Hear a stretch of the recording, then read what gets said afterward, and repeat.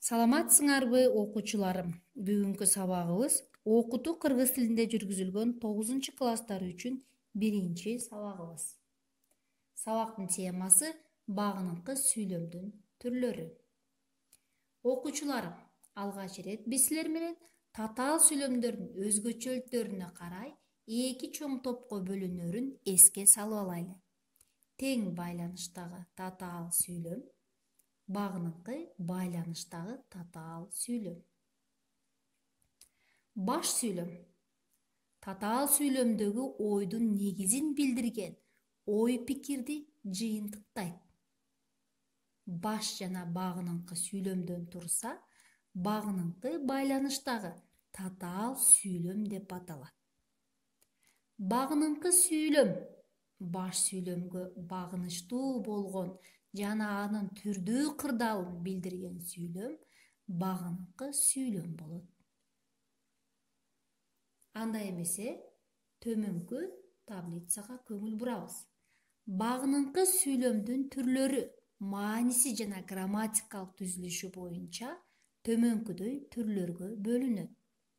Мезгил багыныңкы сүйлөм, орун, шарттуу, карама-каршы, салыштырма, сыпат, себеп, максат жана сан өлчөм түрлөрүнө бөлүнөт.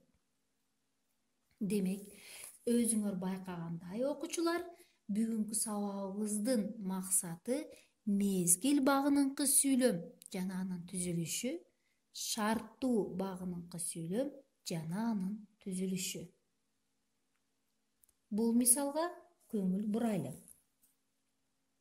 Эл келип бүтмөйүнчө жыйналыш кайдан башталсын? Баш сүйлөмдөгү ойдун мезгилин билгизген сүйлөм эл келип бүтмөйүнчө. Ал эми ага берилүүчү суроолор, башкача айтканда мезгил багыныңкы сүйлөмгө берилүүчү суроолор качан, качанга дейре, качанга чейин, кайсыл учурда, кайсыл убакта деген суроолор берилет. Мезгил багыныңкы сүйлөмдү төмөнкүдөй түзүлүп, багыныңкы сүйлөм менен өз ара байланышат. Демек, биз багыныңкы сүйлөмдөрдүн түзүлүшү жана алар кандай жолдор менен байланышына көңүл бурабыз. Мезгил багыныңкы сүйлөмдүн баяндоочу ча, бай, майынча, канча формасында аяктап, баш сүйлөм менен байланышат. Мисалы, жумуш бүтмөйүнчө бул жерден кетүүгө болбойт. Экинчиси, атооштуктун кан мүчөсүнө жөндөмө мүчөлөр же жандооштор айкашып келет. Жөндөмө мүчөлөр батыш, жатыш, чыгыш. Ал эми жандооштор кийин, соң, чейин, кээде сөздөрү айкашып келет. Мисалы, меймандар отурган убакта Токтогул комузун колуна алды. Шарттуу ыңгайдын са мүчөсү. Мисалы, балдар токойдон чыгышса, айлананы туман каптап калыптыр. Темабыздын экинчи бөлүмү шарттуу багыныңкы сүйлөм. Бул сүйлөмдөргө маани беребиз. Акылдуу мактанса, ишти тындырат. Акмак мактанса, бутун сындырат. Демек, баш сүйлөм ойдун шартын билгизген шарттуу багыныңкы сүйлөм.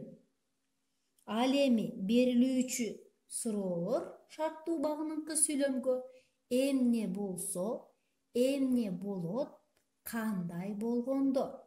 Демек, шарттуу багыныңкы сүйлөм баш сүйлөмдүн кыймыл-аракеттүү окуянын орундалышына же орундалбай калышына болгон шарттуулукту билдирип турат.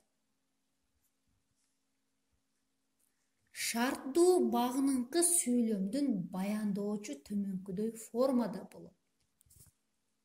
Биринчиси шарттуу ыңгайдын саа мүчөсү аркылуу. Мисалы, балаң пайдалуу болсо, аштыгың айдалуу. Атооштуктун кан мүчөсү. Мисалы, алым айтып кеткенде иш андай болмок эмес. Б мүчөсү. Мисалы, жаан болдубу, чөп жакшы чыгат. Чакчылдын ый мүчөсү. Мисалы, эли болбой, эри болбойт. Шаары болбой, шаанысы болбойт. Бай мүчөсү. Мисалы, ынтымак болбой, иш болбойт. Бул формалардын бардыгы шарттуу багыныңкы сүйлөмдүн баяндоочу. Бул сүйлөмдөргө маани беребиз. Мезгил багыныңкы сүйлөм жана шарттуу багыныңкы сүйлөмдөрдү аныктайбыз жана кандай формада экенин бирге табайлы. Мээнетиң катуу болсо, татканың таттуу болот. Бир аз убакыт өткөндөн кийин жаркырап электр шамы күйдү. Жаман атты жакшы бакса, тулпар болот. Жаман кушту жакшы бакса, шумкар болот. Эт казанга түшкөнчө, карыя жалгыз күүсүн алда канча чертип жиберди. Окуучулар, эгер тапсаңар, сүйлөмдөрдү текшеребиз. Мээнетиң катуу болсо, тапканың таттуу болот. Шарттуу багыныңкы сүйлөм. Бир аз убакыт өткөндөн кийин жаркырап электр шамы күйдү. Бул мезгил багыныңкы сүйлөм. Жаман атты жакшы бакса, тулпар болот. Жаман кушту жакшы бакса, шумкар болот. Шарттуу багыныңкы сүйлөм. Эт казанга түшкөнчө, карыя жалгыз күүсүн алда канча чертип жиберди. Мезгил багыныңкы сүйлөм.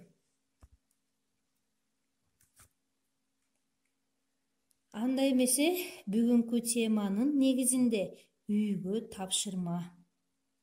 Тапшырма. Биринчи тапшырма. Мезгил багыныңкы сүйлөмдөрдү көрсөтүп, көчүрүп жазып, тыныш белгилерин койгула. Баяндоошторду кандай формада түзүлгөндүгүн аныктагыла.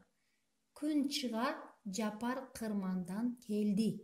Кыш ооп, жаз келди. Эртеси малчылар белге чыгышса, борошолоп кар жаады.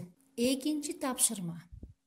Окугула, көчүрүп жазып, кандай сүйлөмдөр бар экендигин аныктагыла. Айлана көзгө сайса көрүнгүс. Дагы эшик ачылды. Чоң сакал Дмитрий үй бүлөсү менен келди. Эгерде басмачынын шеги билинсе, ок чыгаргыла. Эгин өз убагында айдалса, аба ырайы түзүк болсо, түшүм мол болот.